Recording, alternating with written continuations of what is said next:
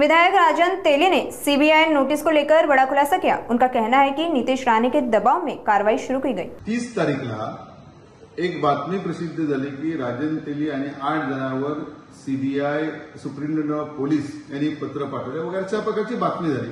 पण आज नीतीपर्यंत मला कुठल्याही प्रकारची नोटीस या ठिकाणी मिळालेली नाही। या संदर्भात माझा खुलासा असा आहे की यापूर्वी सुद्धा जिल्हा बँकेने नितेश राणेंच्या दबावाखाली तिथे पॉलिटिशियनला पण 2 वेळा तक्रारी वर्षभरात केल्या, तर त्याचा काही उपयोग झाला नाही। त्यांनी चौकशी केल्यानंतर म्हणून त्यांनी हा पत्रव्यवहार केला। पण हे प्रसिद्ध झाल्यानंतर 1 तारखेला मी सविस्तर प्रेस घेतली आणि त्याच दिवशी मी या सगळ्या संदर्भातलं माननीय पोलीस महासंचालक असतील, एसपी असतील, आयजी असतील यांच्याकडे मागणी केली की जे आता बँकेत प्रकार चालू झालेले आहेत त्या संदर्भातली चौकशी करा, अशा प्रकारची मागणी केली।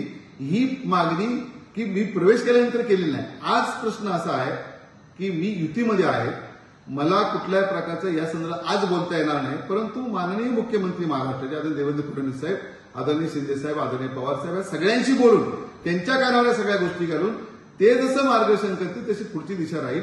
आज तरी मी या ठिकाणी बोलणार नाही, फक्त मी एवढंच आजच्या माध्यमातून सांगेन की हे आजचं नाहीये। गेली 8 महिने नाबार्ड असेल, रिझर्व्ह बँक असेल, कोऑपरेटिव्ह कमिशनर असेल, जॉईंट कमिशनर असेल, या सगळ्यांशी पत्रव्यवहार 8 महिन्यापासून माझा चालू होता। ही जिल्हा बँक आणि कोकणातलं सहकार टिकलं पाहिजे, कारण बाकी दुसरं कोकणात जिल्हा बँकेशिवाय सहकारमध्ये मोठं काम नाही आहे आणि म्हणून मी 8 महिने गप्प होतो। परंतु ही बँकेने आणि नितेश राणे यांनी चूक केल्यामुळे मला हे या ठिकाणी उघड सगळं करावं लागलेलं आहे। ही बँक टिकली पाहिजे ही माझी भावना आहे आणि ती भावना मी माननीय मुख्यमंत्री आणि दोन्ही उपमुख्यमंत्र्यांकडे पोहोचवणार। धन्यवाद।